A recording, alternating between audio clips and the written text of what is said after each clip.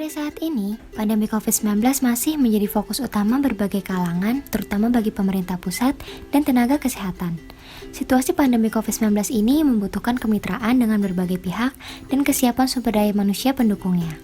Peran sumber daya manusia kesehatan sangat penting dalam penanganan COVID-19 pada setiap level intervensi, terutama pada level masyarakat, untuk melakukan komunikasi risiko dan edukasi masyarakat terkait protokol kesehatan untuk melawan COVID-19. Sebenarnya, apa itu sumber daya manusia kesehatan? Sumber daya manusia kesehatan atau SDM kesehatan adalah tenaga kesehatan dan tenaga pendukung atau penunjang kesehatan yang terlibat dan bekerja serta mengabdikan dirinya dalam upaya dan manajemen kesehatan. Lalu, kaitannya dengan subsistem SDM kesehatan yaitu subsistem SDM kesehatan merupakan pengelolaan upaya pengembangan dan pemberdayaan sumber daya manusia kesehatan yang meliputi upaya perencanaan, pengadaan, pendayagunaan, serta pembinaan dan pengawasan mutu sumber daya manusia kesehatan untuk mendukung penyelenggaraan pembangunan kesehatan guna mewujudkan derajat kesehatan masyarakat yang setinggi-tingginya. Tujuan dari penyelenggaraan subsistem SDM kesehatan adalah tersedianya sumber daya manusia kesehatan sesuai kebutuhan yang kompeten dan memiliki kewenangan yang terdistribusi secara adil dan merata, serta didayagunakan secara optimal dalam mendukung penyelenggaraan pembangunan kesehatan guna mewujudkan derajat kesehatan masyarakat yang setinggi-tingginya. Dasar hukum yang melandasi subsistem SDM kesehatan yaitu Undang-Undang Republik Indonesia Nomor 36 Tahun 2014 tentang Tenaga Kesehatan dan Peraturan Presiden Nomor 72 Tahun 2012 tentang Sistem Kesehatan Nasional.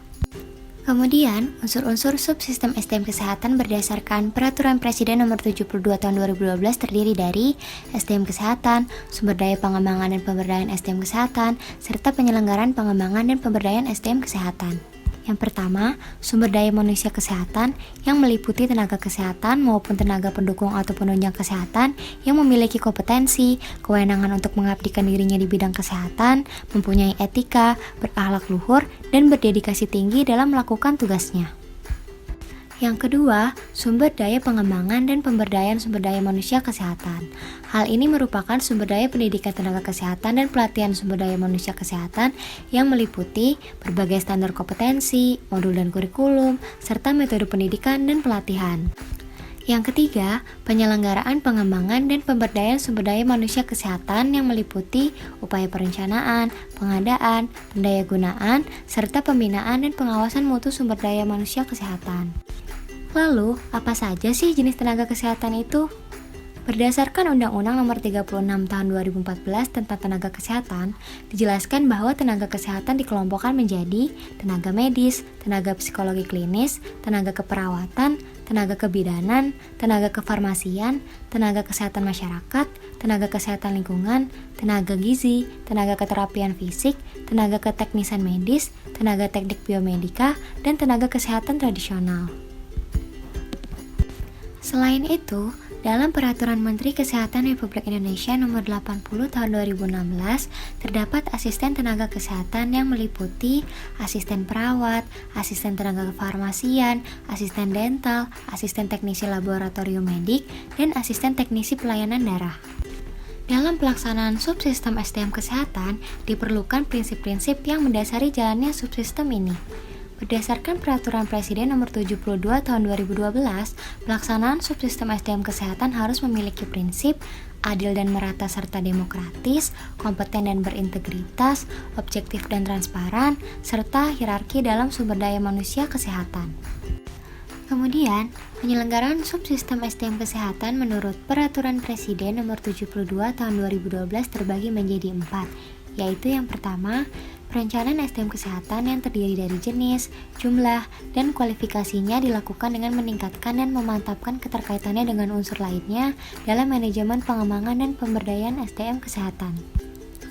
Yang kedua, pengadaan SDM kesehatan, yaitu kompetensi tenaga kesehatan harus setara dengan kompetensi tenaga kesehatan di dunia internasional, sehingga registrasi tenaga kesehatan lulusan dalam negeri dapat diakui di dunia internasional. Yang ketiga, pendayagunaan SDM kesehatan, yaitu pemerintah bekerja sama dengan pemerintah daerah untuk melakukan upaya penempatan tenaga kesehatan yang ditujukan untuk mencapai pemerataan yang berkeadilan dalam pembangunan kesehatan.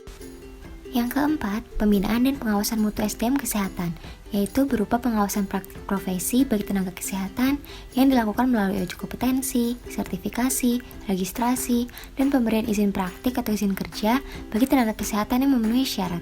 Hal ini membutuhkan komitmen dari pemerintah pusat maupun pemerintah daerah. Lalu, bagaimana hubungan SDM kesehatan dengan COVID-19?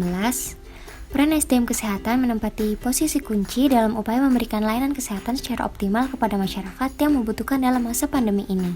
SDM kesehatan sangat perlu dilibatkan secara optimal dalam banyak aspek seperti promotif, preventif, kuratif, dan rehabilitatif. Para SDM kesehatan yang bergerak dalam bidang upaya promotif dan preventif bisa berinovasi dan menciptakan strategi percepatan penanganan COVID-19 di Indonesia dengan fokus utama edukasi, pemberdayaan masyarakat, dan perkuat pelayanan kesehatan. Sedangkan SDM kesehatan yang bergerak dalam bidang upaya kuratif dan rehabilitatif bisa menangani kesembuhan pasien yang terkena COVID-19.